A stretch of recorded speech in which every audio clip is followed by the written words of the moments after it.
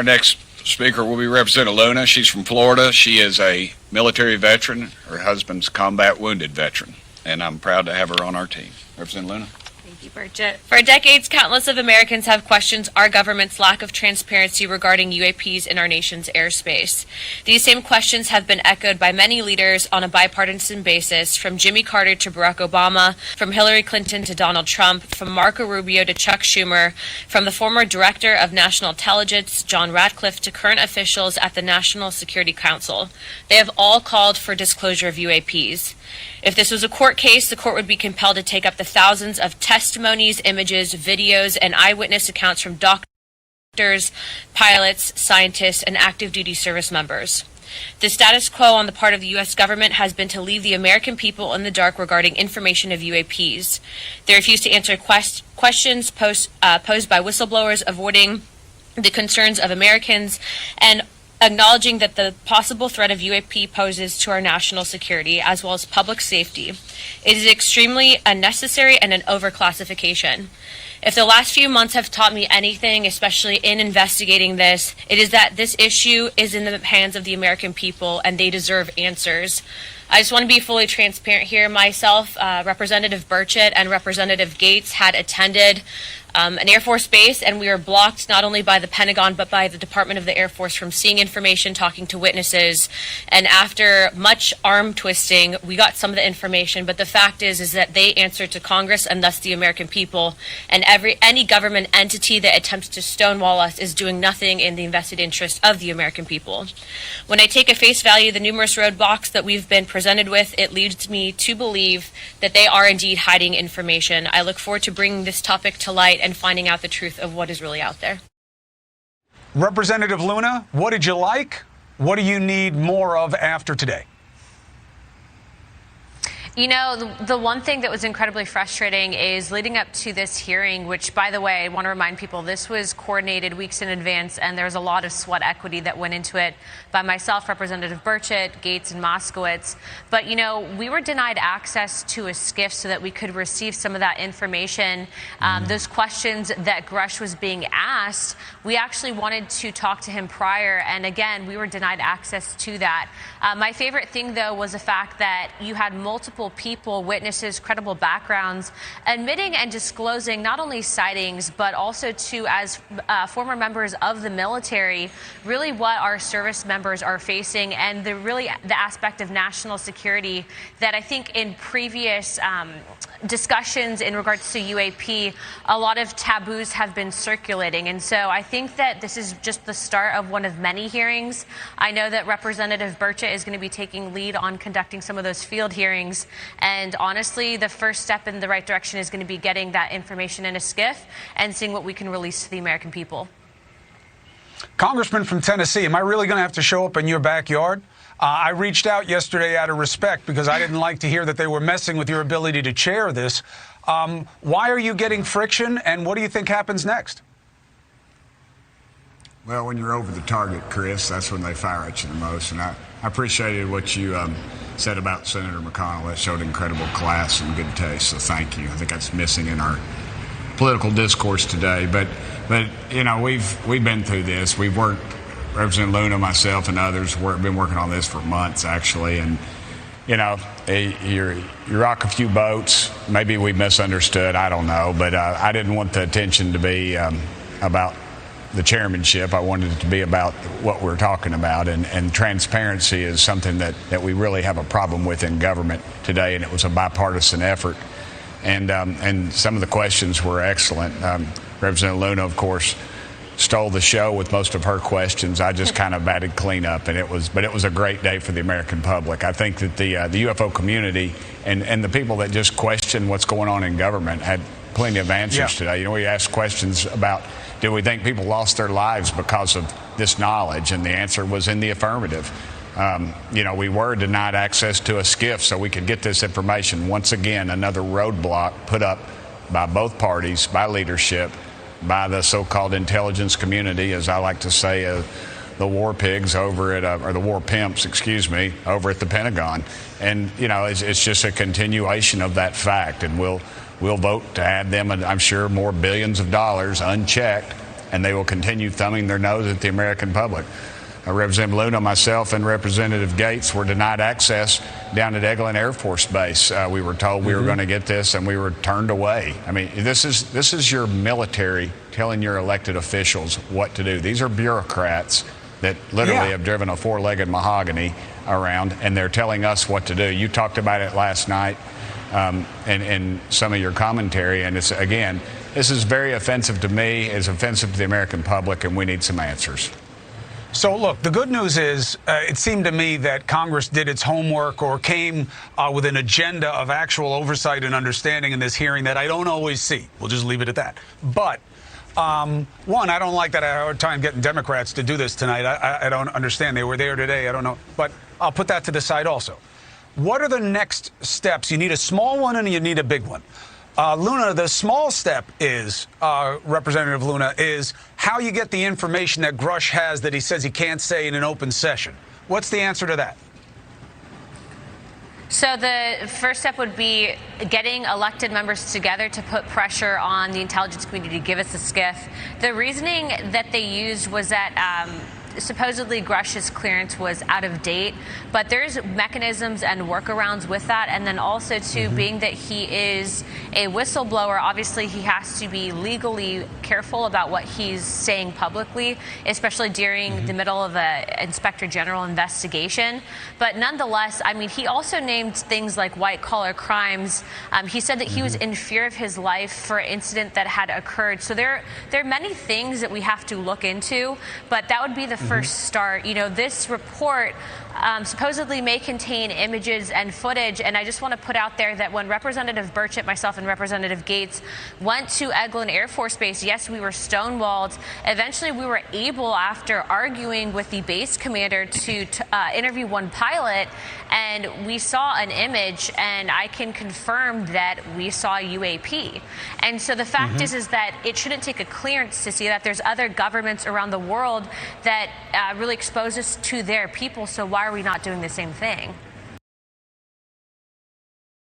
Greer. He's founder of the Center for the Study of Extraterrestrial Intelligence, also the Disclosure Project. We welcome in Professor of Science and Astrophysicist at Harvard, Avi Loeb, as well as retired U.S. Navy Chief Master at Arms and investigative filmmaker Sean Cahill. Thank you, all three of you, for being here. And I know all of you watched every moment of this today.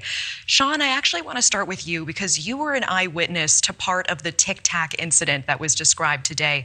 What is your reaction to the hearing today? I was quite emotional watching the hearing today. It's been a very long battle to get this information out, to get it treated with respect and with dignity. A great deal of the information that was useful to most people is classified, and it required the pilots and other eyewitnesses to come forward. So I'm very heartened by what happened today. We have truly crossed the Rubicon. This is a very historic event. Is there a moment in particular that made you particularly emotional today? It was towards the end of one of the gentleman's speeches where I believe it was Representative Burchett, where he acknowledged all of the people who have worked behind the scenes over the years to keep this alive and to not allow it to be obfuscated to the point where it was completely disregarded. I represent a great deal of those people, and I work with them every day, and you may hear it in my voice right now. We have truly achieved something revolutionary today, and I look forward to the results. Yeah, I really feel that from you. And Dr. Greer, what stood out most to you today? Well, I think it's gratifying. You know, I've been briefing people like the CIA director for Bill Clinton since 1993 and been recommending hearings like this, open hearings. I will say there are a few points that need to be explored. One is Mr. Grush actually can speak about anything he found out about these projects because we can prove in a court of law that they've been run illegally. In other words, senior people in the White House, Pentagon, Congress, Senate Intelligence Committees that I've met with have been denied access. So therefore, the National Security Act is vitiated in terms of secrecy so long as those programs are being run illegally, and they are being run illegally. I can say that with some direct authority. And secondly, I think it's very important for people to understand there are two types of UAPs. There are the man-made ones, no question. My uncle was lifetime Northrop Grumman, worked on the lunar lander module. I think we have to understand that a significant part of the phenomenon is actually clandestine but illegally managed human reverse engineered advanced technologies, as they're called, ATs. And some are non-human intelligence. There's no question. So I think this needs to begin to be looked at more critically in terms of what part of the phenomenon falls under which category.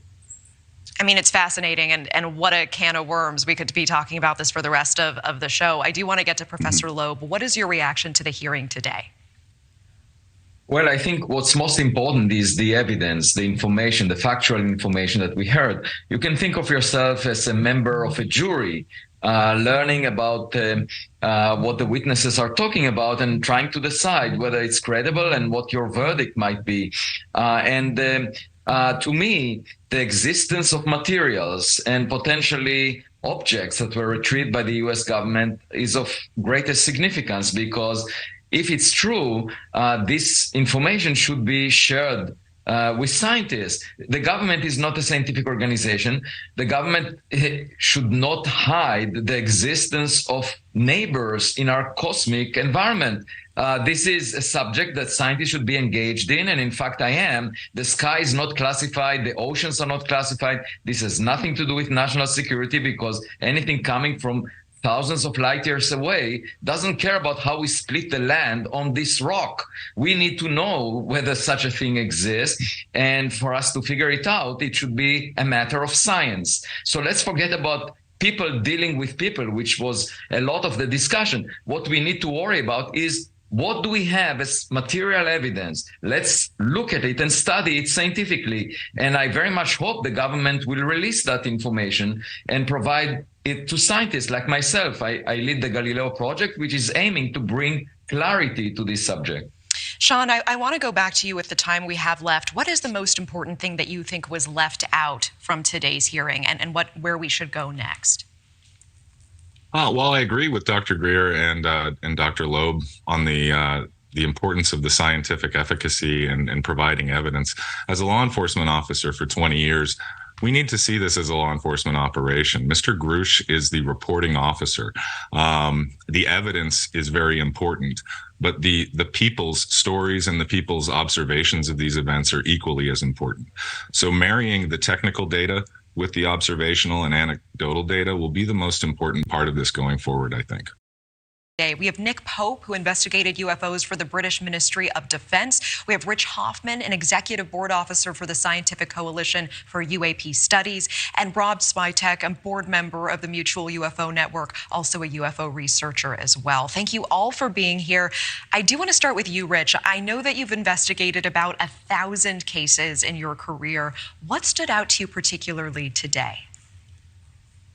I think for me, it was just the excitement of having some sort of a congressional official hearing and allowing people to come forward, and the credible cases like you had that were talked about by the two pilots, especially, that deserves to be that should have happened years ago. There are a lot of credible cases, even from the past, from pilots who have seen these things. And but anyway, it's a vindication for all those people from the past that they're now officially being heard seriously and treated seriously. Yeah, a vindication. I hear that. Rob, what are your thoughts on what we saw transpire today, and what outstanding questions do you still have? Yeah, hard to repeat what Richard just said, but really it is a vindication for UFO witnesses throughout the years. This was a groundbreaking event in that regard. And one of the interesting things that I see when I compare the sightings that were described by Fravor and Graves, they match identically almost with sightings that occurred 50, 60, 70 years ago, where military pilots were flummoxed. And these objects literally flew circles around their planes. Here, 70 years later and several generations of technology later, they're doing the exact same thing.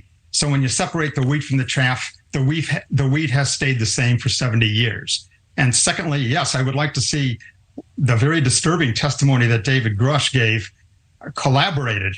Either he's telling the truth or he's not, and we should be able to get to the bottom of this. But what he had to say with a straightforward face and clear language was disturbing. Yeah, what specific detail disturbed you? What are you referring to? Well, I'm referring to the fact that the people are, he implied, completely intimidated that some people he personally knows have been injured because of their testimony on UFOs or research into UFOs. And we've all heard, I think members on this panel have heard a little bit of this kind of testimony over the years, but we need to get to the bottom of it. And to me, what he said is bothersome. It is bothersome. Nick, I do want to get to you. Let's listen to this together because Congressman Ogles mentioned national security, and he sort of presented this what-if scenario where an unidentified UAP would become hostile. Let's listen to that exchange quickly. In the event that your encounters had become hostile, would you have had the capability to defend yourself, your crew, your aircraft? Absolutely not. Sir? No. Nick, is this something that you are concerned about? Absolutely. This gets to the heart of why this is being discussed now in Congress and not just in some conspiracy blog. This is now front and center, a defense, national security, and safety of flight issue. And if anyone doubted that, what happened today should dispel those doubts forever. This was powerful stuff. Bombshell after bombshell was dropped. And every time David Grush said, I can't answer that question unless we go to the skiff, he was basically pointing a big arrow and saying, look here and ask this question if you want to get to the bottom of it. So it was really historic what happened today. Rich, what does our government, what does our military need to do to be better prepared? Well, I think, let me bring up one point, and that is that even if you throw sensors and data at these type of equipment that they were talking about, you also heard them talk about the fact that there are electromagnetic effects associated with being in close proximity to the craft, or they get jammed. So now you're dealing with the fact that you're trying to collect data, and multi-sensory data specifically, and not only just the visible with human eyes and stuff, but get all that data. You're going to have to deal with the fact you have an object that can create an effect where you could basically not have the data. And so we have to look at that and treat it very seriously and then figure out an approach to being able to get data and then having the data analyzed, looked at by science, and ultimately determined if they can make anything out from it. But until we address this thing seriously and scientifically, we're going to be hurting.